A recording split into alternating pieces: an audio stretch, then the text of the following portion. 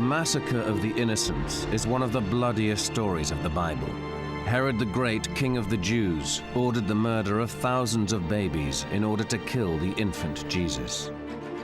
On the account from Matthew's Gospel rests Herod's reputation as a cold-blooded tyrant.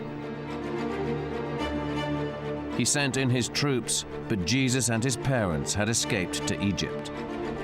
Herod was furious when he realized he'd been outwitted, and in Bethlehem and its surrounding district, he had killed all the male children who were 2 years and under. But there is much more to Herod than his infamous role as murderer in the Nativity story. He was a shrewd politician and visionary leader. For 37 years he ruled Judea, the land we now call Israel. A puppet king installed by Rome, he fought to win the hearts of a people who despised him. He kept the peace, transformed Judea into an international trading state, and built astonishing buildings on a grand scale. There is no doubt that Herod killed to protect his throne. He even executed his own sons. But modern science suggests the bloody acts that Herod ordered in his final days may have been the result of madness, a symptom of an agonizing illness.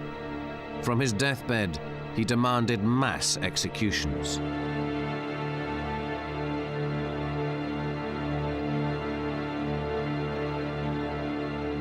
But did this jealous, volatile king really order the massacre of the innocents as the Bible says?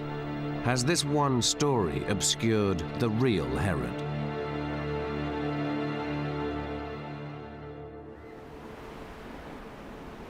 We know more about Herod than we do about Jesus. His life and times were faithfully recorded in extraordinary detail by an historian named Josephus. Under Herod, the land of Judea became an enterprise zone, and the Jewish faith so fashionable that even some Romans took up the one God idea. But there was a problem, one that right from the start blighted the reign of the King of the Jews. He wasn't Jewish.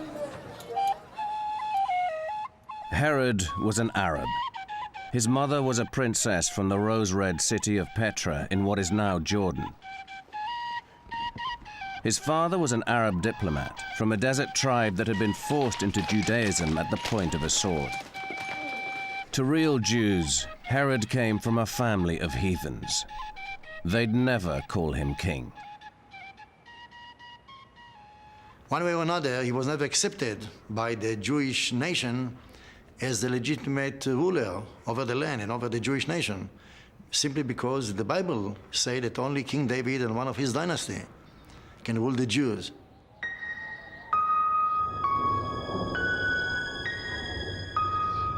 Herod was born in 73 BC.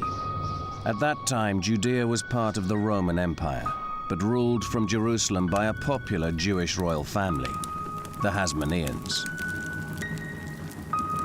The ultra-religious Hasmoneans were direct descendants of King David. Herod's Arab father was their prime minister and a statesman of genius, a man the Romans could do business with. The boy Herod grew up in Jerusalem, playing in the corridors of power, but he might as well have been in Rome. His father was on first-name terms with Julius Caesar, who bestowed on him Rome's greatest honor. And that itself is a distinctive mark of being a family that's on the rise, perhaps even on the make. In his teens, Herod was already being groomed for power. The key to his future success would be his relationship with Rome, and that started with a close friendship with Rome's man in the East, playboy and politician Mark Antony. Mark Antony drank a lot, laughed loudly, made jokes, and he was also a man of action. Though Herod thought much more than Mark Antony. Mark Antony only acted without further thinking, but still they went together pretty well, I think. Herod got his first taste of power at the age of 26, when a rebellion broke out in the wild northern frontier territory of Galilee. The locals refused to pay taxes, and the Romans sent Herod in as governor. He was efficient and brutal. He was very good at taxation, and he was also very good at catching and executing terrorists who were active at the time. Josephus speaks of brigands is the word Josephus usually uses, and of course you can wonder, were they criminals out plain and simple, or were they nationalist criminals who were thinking of taking advantage of the Roman problems to reestablish some sort of Hasmonean sovereignty? It's hard to know, but in any case, Herod is said to have caught them and executed them, and thereby even gotten into trouble some with the Jewish authorities in Jerusalem, who were upset about this youngster. He was in his mid-20s at the time, or perhaps a little later, taking the law so much into his own hands that he was also executing people and not just arresting them. But killing Jews, even if they were terrorists, didn't make him too popular at home. The aristocracy of Jerusalem demanded a trial to punish the young upstart. But the Romans put pressure on the court, and the case was dropped. Herod was now their man. It has clearly demonstrated that Herod is a man of action, and that he acts really decisively and can seize the moment. And those kinds of qualities probably are what endeared him to Roman interests.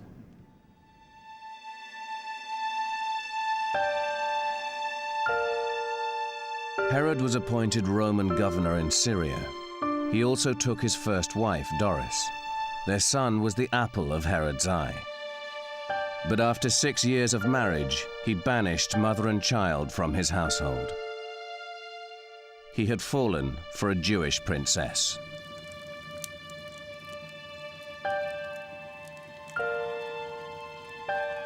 Mariamne would have been a very young girl at this time. As I reconstruct the chronology, she was probably only 13 or 14 at the most at the time. Mariamne would be marriageable at 16, but to Herod she was worth waiting for. She was royalty, the granddaughter of the Hasmonean king. By marrying a princess, he hoped to gain a place among the Jewish aristocracy. Her blood would guarantee their children the legitimacy he craved. Mariamne was an investment in his future. What status he had, Herod owed to his link with Rome through Mark Antony. But the Roman had fallen under the spell of the world's most desirable woman, Cleopatra. Mark Antony was responsible for Rome's interest in the Eastern Mediterranean, including Judea. But while he cavorted in Egypt, he neglected his military duties. Herod watched in dismay as the land of the Jews was invaded. The Parthians, a superpower to rival the Romans, occupied Jerusalem and installed their own Jewish puppet king. Herod acted decisively. He fled. Herod rode out to rally neighboring rulers to organize a counterattack. If Judea were no longer part of the Roman Empire, Herod's dreams of power and influence would come to nothing. Herod makes a lightning escape out of Jerusalem, heading southeast towards Petra, but Petra refused to allow him in. And so he went to Alexandria, where he had a meeting with Cleopatra. Herod leaves Alexandria, boards a ship in the middle of winter for Rome, to seek Rome's help in this desperate situation. Even pirates stayed off the Mediterranean after the autumn. News of Herod's daring voyage reached Rome before he did. When Herod appeared in the Senate House, his Roman masters were already impressed. This crucial meeting would change his life forever. When he got to Rome, the two most powerful people in Rome were Mark Antony and Octavian. He had had a long and quite satisfactory connection with Mark Antony. He had had virtually no contact with Octavian. And Mark Antony was, in effect, his advocate in Rome. Herod had never been to Rome, but he must have appeared very confident. He traded on his father's good name to lend weight to his story. You knew my father, and he was your man in Judea, and now he's dead, and everybody else is dead, and the Parthians' man is king of Judea. He pleaded for continued support for the Hasmonean royal family. But the senators didn't care who ruled Judea. They just wanted it Roman again, the Parthians defeated and a hard man in place to keep order. I think it was a complete surprise to him, but in fact, the Senate preferred to take the action that Octavian and Mark Antony had proposed. Herod's diplomatic mission had become a job interview.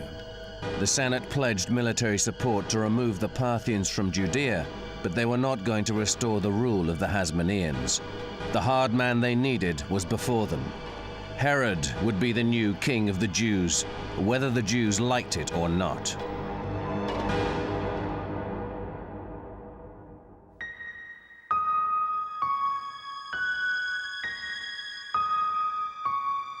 In 40 BC, the Romans made Herod king of the Jews. Before he could take the throne, he had to rid Judea of the Parthian invaders.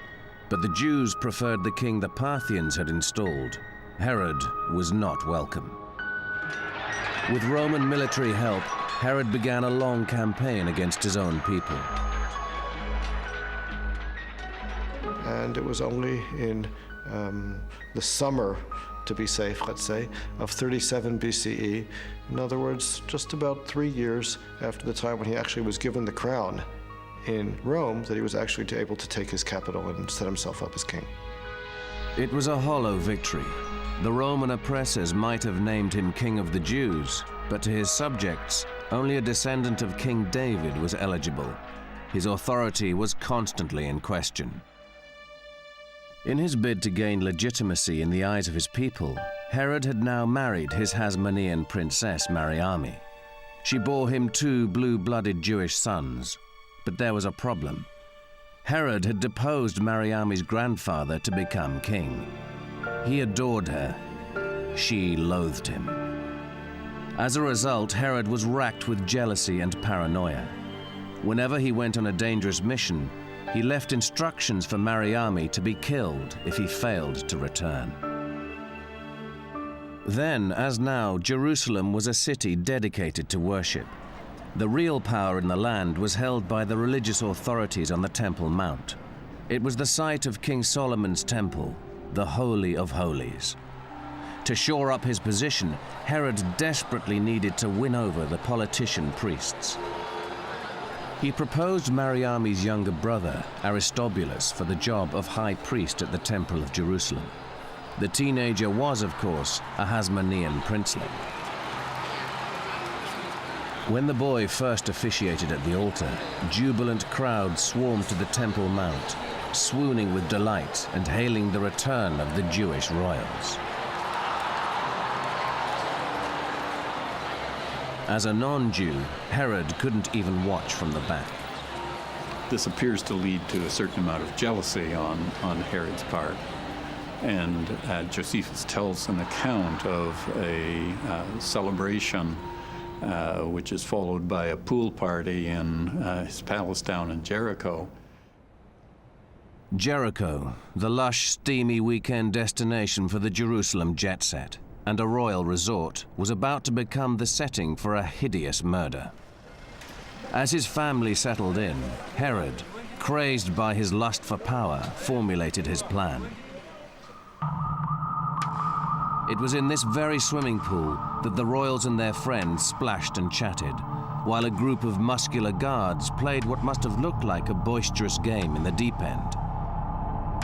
Aristobulus, darling of the masses, was in their midst. On Herod's orders, his wife's beloved brother was held under the water and drowned. As the court went into mourning, Herod was summoned to Mark Antony to answer a charge of murder. The dead boy's mother was bent on revenge, and she'd called on an old friend for help. Cleopatra was only too happy to demand that Mark Antony punish Herod, preferably with death. That would leave her free to take over his territories, and in particular, the oasis of Jericho, once an Egyptian possession. In the event, Mark Antony let his old friend Herod off the hook, but appeased Cleopatra by giving her Jericho as a gift.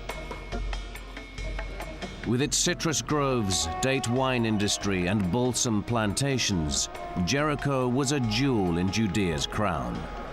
Rather than occupy her new possession, Cleopatra leased it back to Herod at vast expense.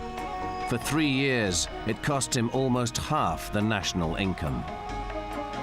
Once again, the impotent Herod was humiliated and reminded of his reliance on Mark Antony and Rome.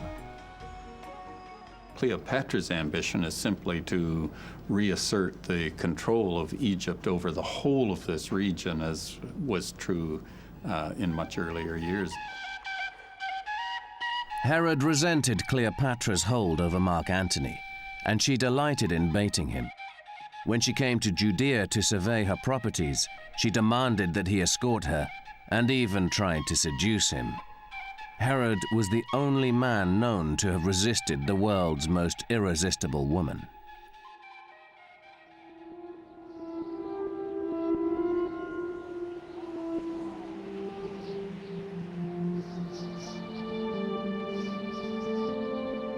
Right from the start of his reign, Herod was a man in search of a public relations miracle. Having destroyed Jerusalem in a ghastly siege, he set about rebuilding it with vigor.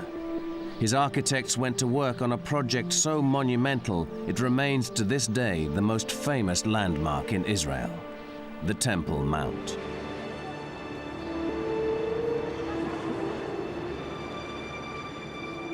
It was the most elaborate, lavish, monumental, whatever, all the superlatives building.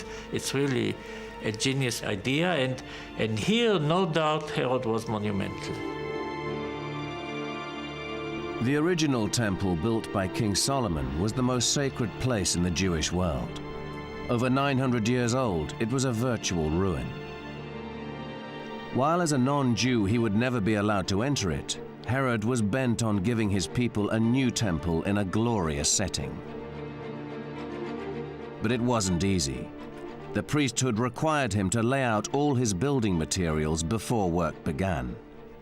Josephus says that when Herod began the project, there was a lot of suspicion on the part of Jews that he would manage to destroy things and not to rebuild them, because in the process of renovating, you have to destroy as well. And he tried to allay their doubts, and Josephus even has him betraying some resentment at them. He said, look, where were the Hasmoneans all these years? They were high priests. They didn't even attempt such a project.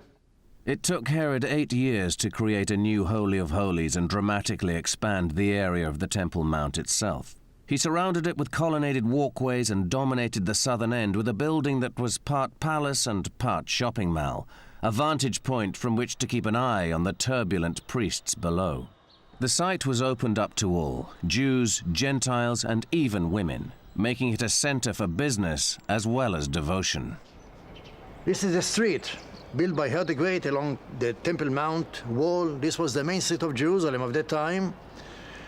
People used to walk here from the north to the south. People used to cross it on the way to Temple Mount.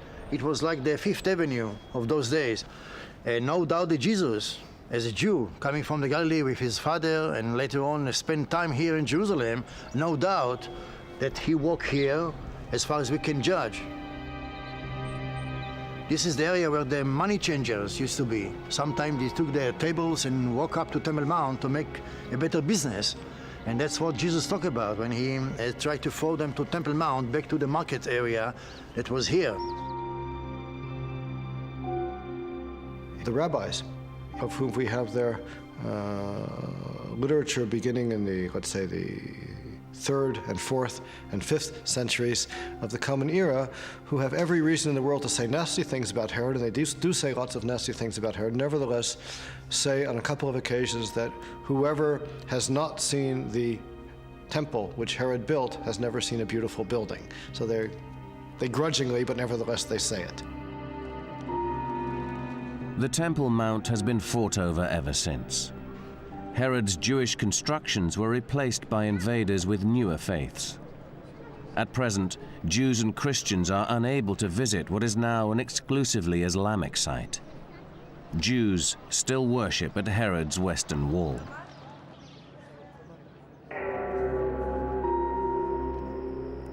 Rebuilding the temple was undoubtedly a shrewd move and an expensive gesture by the new king. I can imagine that the main motivation was political, interior politics. I'm not sure that Herod the Great was a great believer in God. But all Herod's palaces featured Jewish ritual baths, and his households observed strict religious law. Herod may not have been of pure Jewish blood, but is it possible that his rebuilding of the temple was motivated by belief? From my point of view, Herod was a convinced Jew, and he saw this as a way of both making a mark on Judaism and of winning support of Jewish authorities and of the Jewish people at large. By the middle years of his reign, Herod was exhausted. Balancing the need to please Rome, placate Jerusalem, and monitor palace gossip for threats to his throne meant there was no rest. Then in 31 BC, the very root of his power was threatened. Simmering ill feeling between Mark Antony and the Emperor Octavian erupted into civil war. If his friend Mark Antony were to lose, Herod feared he too would fall from favor. In September of that year, Octavian defeated Mark Antony and Cleopatra at the Great Sea Battle of Actium. But Herod wasn't there to support his patron. Herod should have been there, would have been there, and would have been there on Mark Antony's side, in effect on the losing side, had Mark Antony not wanted Herod to intervene with the Nabateans. Herod was kept busy in the desert fighting a small border war. Now he faced a crucial decision. The man who had made him king and to whom he owed everything had been defeated. His future hanging in the balance, Herod once again braved winter seas to visit Octavian, the new ruler of the Roman world. If he was to remain king of the Jews, he would have to perform a spectacular U-turn.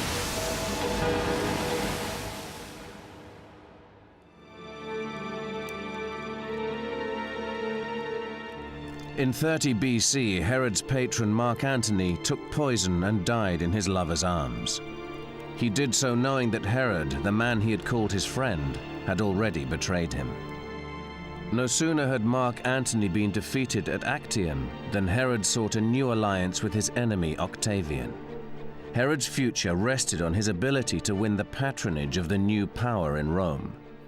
He goes explicitly without any of the paraphernalia of his royal status, without his crown, without his robes. He goes, in effect, cap in hand before Octavian. And he says, in effect, I make no apology. I was a supporter of Mark Antony's. I should have been at Actium. I would have been fighting on Mark Antony's side. I was loyal to Mark Antony during that whole period. But now, he said, I will offer my loyalty to you. I will be loyal from now on to Octavian. And the same kind of loyalty that I showed to Mark Antony will now be shown to you. Octavian, surprisingly in some ways, accepts the offer and confirms him in his kingship, offers him more lands to rule, adds to the size of Judea right at that moment in Rhodes as a response to this rather abject sort of picture of Herod on his knees before Octavian. It appeared to have been yet another triumph for Herod's silver tongue. But Octavian's remarkable open-handedness towards the friend of his old enemy may have had more to do with chests of silver. Octavian was bankrupt. Herod came in with at least 700 talents of pure silver. 1 talent is 30 kilos, as much as one man can carry. Huge amount of money. And from this background, it is quite obvious that it was not a problem for Augustus to keep Herod in power. One of the main items in the file which shows that Herod was a wonderful diplomat was the way he was able to save himself time and again after he had been backing the wrong Roman. Herod had a new sponsor and even more territory. He returned to Judea in triumph, but his joy was to be short-lived. There were rumors that his wife, Mariamne, the woman he loved more than anything, had a lover. And Herod became convinced that in his absence, Mariamne had had an affair and was in fact trying to promote the interests of somebody with whom she had had an affair. And he seems unable to deal with those suspicions in any rational, intelligent way. Herod had Mariamne executed. It may have been a politically useful marriage, but Herod was also obsessed with her. He took to the wilderness in despair, his will to live extinguished. He goes into a deep, deep depression and himself almost dies as a result of that very tragic incident, something that he seems never to have quite gotten over. With the death of Mariamne, Herod had reached a turning point. Henceforth, he abandoned all efforts at impressing the Jewish elite with his Hasmonean connections. He could never change what he was, but he could glorify his name with monuments that would last forever. The main thing to remember is that kings in antiquity had two avenues of getting themselves a place in posterity. They could either do wars, or they could build, or they could do both. And Herod, as a vassal king, was not allowed to be involved in wars. He had no option of a foreign policy of his own. The only thing he could do was build, and he built massively. The more difficult the location or outrageous the engineering required, the happier it made Herod. There had long been a mountaintop stronghold overlooking the Dead Sea at Masada. Herod transformed it into a luxurious palace complex that appeared to taunt gravity. 450 meters high, flat-top mountain. Unbelievable sight, absolutely. With its northern palace, always in shade, with a sauna hanging on the cliff with a beautiful view over the Dead Sea. Just marvelous play of environment and space and classical architecture. Herod was a creative man with an eye for form and function and the resources to realize his most outrageous visions. He required his architects to think the unthinkable. This is one of the quite a few buildings where I claim that the great idea is not in particular the one that an architect brought up. You have to learn in a school to do it this way. It's just a logic and imagination together, and Herod had both of them in tons. But the greatest example of creativity from this most destructive of kings was a feat of engineering so audacious it places him amongst the greatest builders of the ancient world. On a coastline without any natural foothold, he created a vast artificial deep-sea port. What Herod did was unprecedented, not only among the Jewish people, but rarely repeated by anybody else, including the vast and mighty Roman Empire. Avner Rabban of Haifa University believes Herod's port of Caesarea should be counted amongst the 7 wonders of the world. I mean, the pyramids are by far more protruded, more impressive, but much less functional. Herod knew that to become a great trading nation, Judea had to use the Mediterranean. He could then steal business from Alexandria, but first he needed to change Jewish thinking about the sea. To build a harbor of such a scale, following a very terrestrial, non-maritime tradition of his Jewish people, that this is what made this harbor so unique. The secret of his extraordinary design lay in a Roman innovation: volcanic ash cement that hardened in seawater. Herod's engineers filled hundreds of wooden pontoons with the powder and sank them to form the foundations for the new harbor. Today, only divers can examine the remaining traces of the ancient artificial reef. They have survived for 2,000 years, but above the surface, there is little left to see. First of all, forget about the modern one. Just in the middle of nowhere, in relation to the ancient one. What you have from the ancient one, if you see down here, this nicely cut, flat, what seemed to be bedrock, it's actually the top of the Herodian mole that continues, or let's say a quarter mile further west, turning half a mile to the north. So it's rather large area. It's about 40 hectares of confined ocean.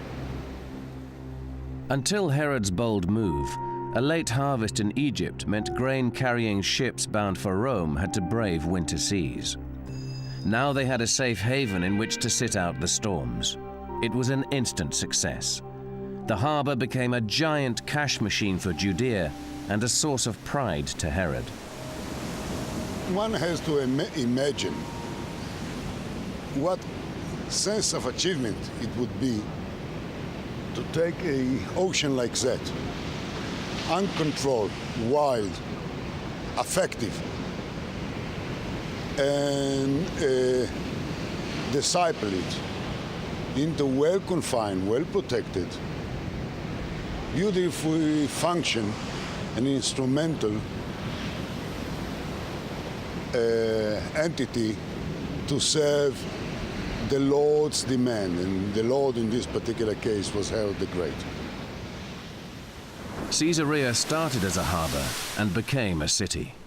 It was Herod's ideal world, a secular metropolis where it didn't matter where you came from. Caesarea wasn't just built by Herod, it represented everything he stood for. And so it was a city that looked in its direction westwards, across the Mediterranean at the same time as it was drawing trade in from the east towards it and acting as a great warehouse area. So it's a very liberal city. There are Jews living in the city. There's a small Jewish community, but the city itself is understood to be a city that is built essentially for a Gentile population. Caesarea was and still is a boomtown for the middle classes, commuting to destinations all around the Mediterranean and beyond. Well, Josephus says that Herod built Caesarea for the hipparchy and the harbor for the navigators. Caesarea, it's natural that it attracted people that could sense that they can grasp the opportunity of prosperity. And of course, there were Gentiles, there were Samaritans, Phoenicians came, Syrians, Greek, from all over the Mediterranean to settle here. The period was very open.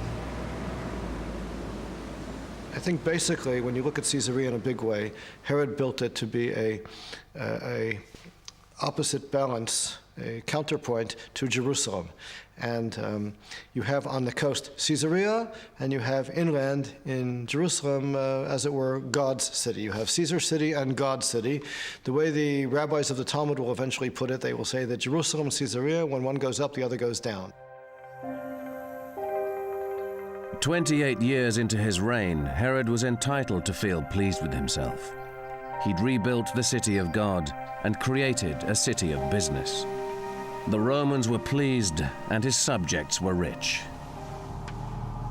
But the remaining years of his reign would be characterized by murder and madness.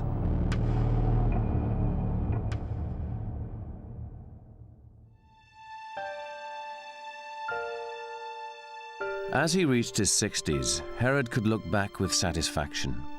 He'd kept Rome happy, made his nation rich, and built monuments that would last forever. But the future was less certain. Herod couldn't decide who should succeed him, and in his paranoia became suspicious that his children were plotting against him. In 14 BC, Herod was so desperate for someone he could trust that he brought back a wife and a son he'd banished 30 years previously. Doris and 4-year-old Antipater had been thrown out when he wanted Mariamne. Now, Antipater would become a front-runner in the battle for the throne. Herod's next 2 sons, Alexander and Aristobulus, were his children by Mariamne.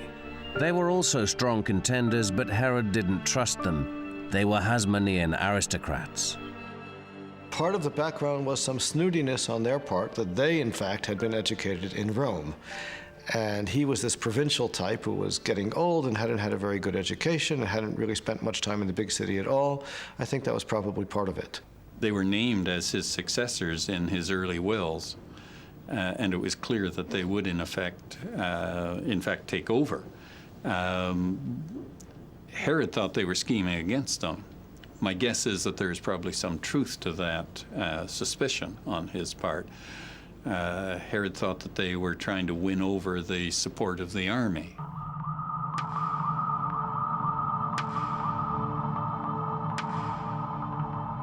It didn't help matters that he'd executed their mother. They may have heard the rumors that ever since her death, he'd kept her body embalmed in a jar of honey, and that in his madness, he visited her at night to continue their relationship.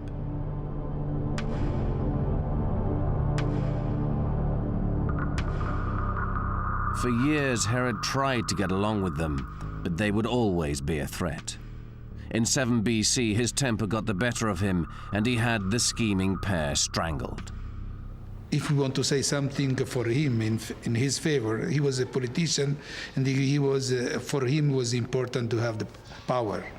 So everything was related to, as a king, to power, and so he could kill wife, no brothers, not the case, but the sons, friends, and so on, and relatives, because he saw that there were some possibilities that they were working against his rule. But things were about to get even darker for the troubled monarch. The Bible tells of 3 wise men that appeared in Judea in the 34th year of his reign. They brought gifts for the king of the Jews, but it wasn't Herod they had in mind. Matthew tells the account of the Magi who come to Judea seeking a new Jewish king. When they do that, they naturally go to Jerusalem. Herod listened with growing fury when they spoke of a star and a prophecy. According to the Gospel of St. Matthew, he played innocent. Go and find out all about the child, and when you have found him, let me know, so that I too may go and do him homage. Well, it's the story of the birth of Jesus in Bethlehem and the massacre of the innocent infants in Bethlehem is certainly the most famous story about Herod, which people on the street will know. According to the Bible, Herod's soldiers advanced on Bethlehem, but God had warned Joseph in a dream, and the Holy Family escaped to Egypt. The king's revenge was swift. Herod was furious when he realized he'd been outwitted, and in Bethlehem and its surrounding district, he had killed all the male children who were 2 years and under. Herod was at times a bloody king, but did he order the massacre of the innocents? We only have a few lines in Matthew's Gospel as evidence. The Gospel of St. Luke confirms that Jesus was born in the time of Herod, but doesn't mention the mass killing of the baby boys. Josephus, from whom we know so much about Herod, and who delights in cataloguing the king's darker deeds, never mentions the slaughter at all. Somebody like that would seem to be such a monster that other stories like this can easily be made up about him. I myself have some question about whether or not that incident in Matthew actually took place. Herod, the evil tyrant of the Nativity story, was certainly guilty of murdering those who threatened his throne. But it is possible that the massacre of the innocents, as told by Matthew, never took place.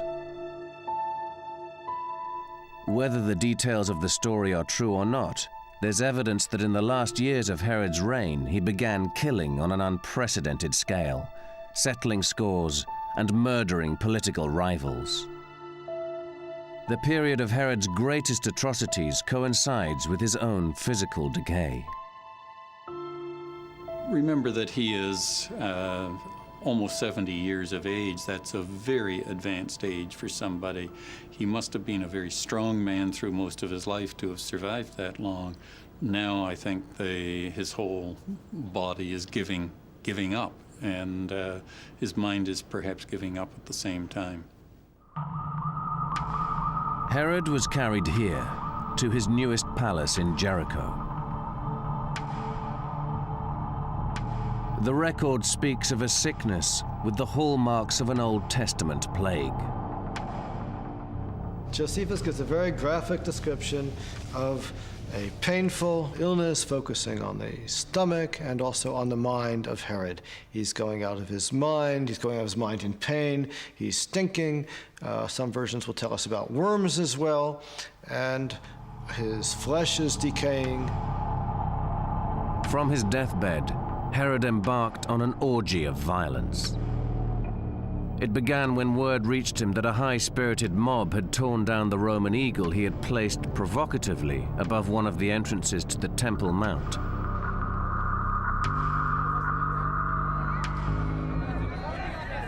Some young students took the opportunity at the urging of one of their teachers to remove that eagle from the temple, viewing it as offensive.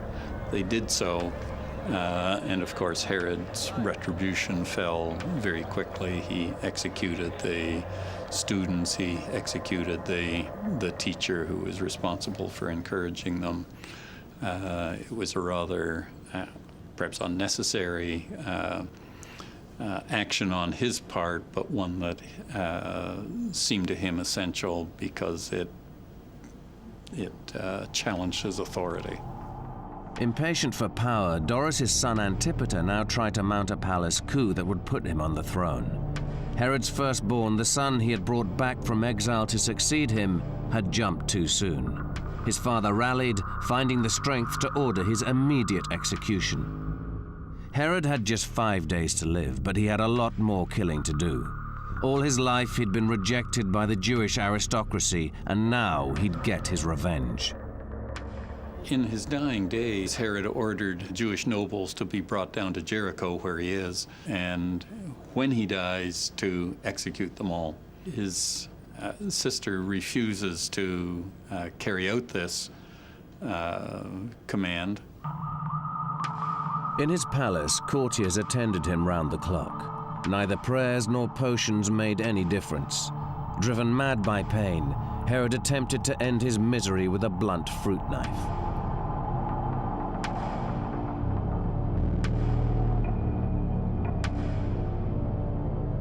Like most rulers of the time, Herod had used violence to stay in power.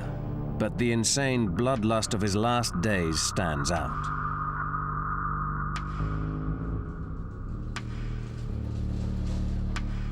"2,000 years after his death, modern science suggests that Herod's violence and paranoia may have been directly linked to his physical disease. At the Veterans Hospital in Seattle, pathologist Jan Hirschman has studied the accounts of Herod's last days. He believes the lurid details mask a description of actual symptoms. Herod's final killing spree might have been the result of acute kidney disease that literally drove him mad. In Josephus's case, he describes Herod as becoming increasingly depressed, actually attempting suicide unsuccessfully, and becoming more paranoid. And all these features have been seen in patients with untreated chronic kidney disease. As Herod's kidneys shrank to half their size, his body would have been engulfed by poisons. Presumably, this is what Herod's kidney would have looked like when he had chronic kidney disease. He was an enormous amount of discomfort, partly because of the itching, secondly because of the abdominal pain, which again was very severe, third because of the movements of his limbs, which again was described as being very uncomfortable. Josephus also speaks of the royal genitals producing worms. Herod's madness is even more understandable. He may have had gangrene of the scrotum. When this gangrene occurs in the genital area, sometimes the surface of the scrotum, the whole skin, sloughs off, leaving bare the material underneath. And for somebody unfamiliar with the anatomy of the male genitalia, what is seen after the scrotum is removed is what looks very worm-like. When Herod finally died, he was taken to the only site he'd named after himself. Herodium was a palace sunk in the top of a man-made mountain. Below it, awe-inspiring pleasure gardens where his marble tomb lay waiting, where thousands of soldiers and courtiers waited as he was interred, or may have been. According to Josephus, his golden casket lies somewhere here, but it has yet to be found.